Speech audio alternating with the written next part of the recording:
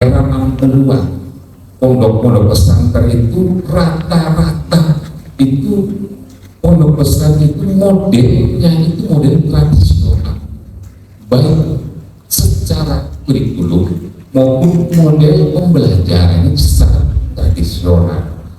Cara pandang, cara berpikir pimpinan para kiai dulu rata-rata masih tradisional. Hanya satu saya ingat, Gontor Ponorogo itu sudah mulai melakukan sebuah terobosan baru. Dia sudah menggunakan bagaimana mengintegrasikan antara ilmu agama dengan ilmu lainnya. Ini saja, karena dulu di 86 saya di sana, jadi itu saya agak tahu. Ini sejarahnya begitu.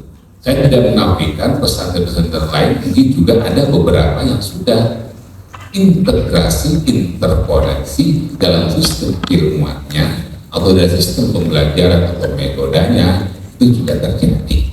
Nah ini yang disebutkan 60-an, 70-an banyak masih pesantren di kampus pesantren ini sudah mulai sudah masih mengikuti sistem tradisional, Sorogan, kemudian Bandungan, Mukhotobah dan hafalan dan sebagainya, belum sampai pada aspek analisis, mengetahui atau mendalami tentang secara dalam itu juga masih kurang. Rata-rata hafalan, kalau Muhammad bin Malik Rahmat itu semuanya dihafal, jurmiyah dihafal, bait-baitnya almiah dihafal. Bahkan ada kawan-kawan saya itu yang hafal fatul mungkin dihafal luar biasa. Tetapi itu menjadi sebuah distingsi. Tapi kemudian di era 80-an, 90-an sudah mulai terintegrasi dan terinterkoneksi sejalan atau senyampang dengan kemajuan sains dan teknologi dan teori-teori yang menggumpal secara global dari barat ke timur. Ini sudah mulai. Indonesia, sarjana-sarjana Indonesia datang ke barat, kemudian studi di barat, kemudian dia pulang ke Indonesia, dia mengeksplor atau membawa teori barat yang lebih kepada metodologis. Timur Tengah, Saudi dan sebagainya itu lebih kepada materi. Sehingga saya pastikan saya dengan Pak Warek 2, Pak Warek 1 itu saya pastikan lebih pintar secara materi ilmunya beliau. Tetapi untuk bicara metodologi mungkin saya lebih di atasnya, karena dia pertama belum doktor, baru akan doktor, saya sudah doktor, gitu. Kemudian sistem pembelajarannya dulu saya itu bisa dari pertama UIN, dia ini Wali Songo, S2 kemudian saya di UIN Sarjito Jakarta, S3 kembali kepada situ. Di Jakarta nih otak saya itu dulu dipengaruhi oleh dosen-dosen barat. Profesor Nazir Umar, dia melanglang buana 14 negara untuk menggapai teori tentang kesetaraan gender. Kemudian Harun Nasution, orang pertama membawa filsafat di Indonesia yang lebih cenderung kepada Mu'tazilah dalam sistem pemikirannya. Muslim Nasution, Ustaz Asharin Nur, Mulyadi Kartanegara, Kang Omar, Komarul Hidayat, Sumardi Azra dan lain sebagainya, sampai hari ini cara atau pola pikirnya adalah pola pikir metodologis yang dikedepan dibanding dengan materi.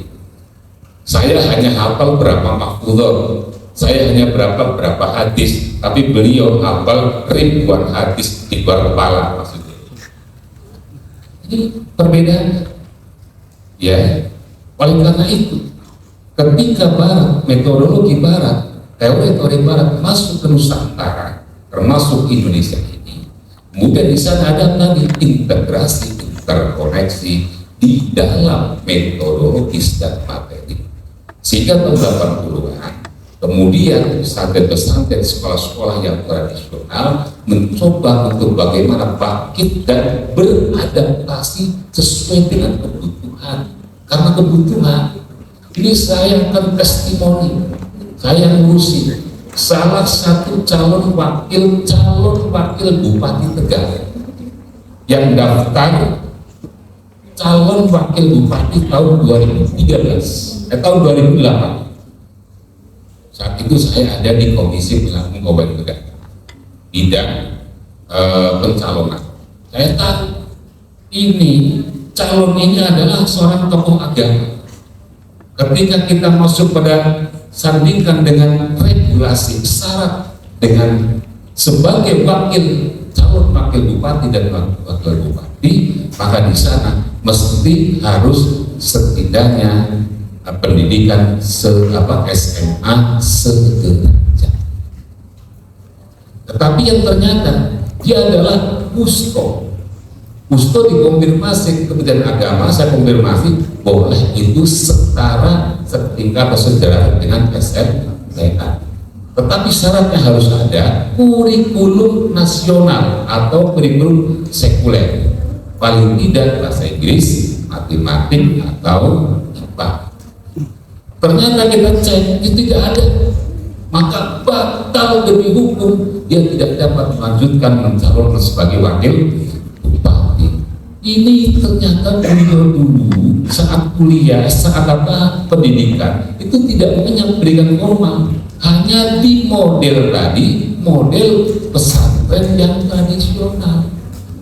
Sehingga ini kebutuhan para kiai, para masyayikh, para gus, para ning, kemudian dia berpikir bagaimana kita itu pondok bisa mensejari dan kemudian bisa beradaptasi, mampu untuk bisa berpanggung politik di nasional.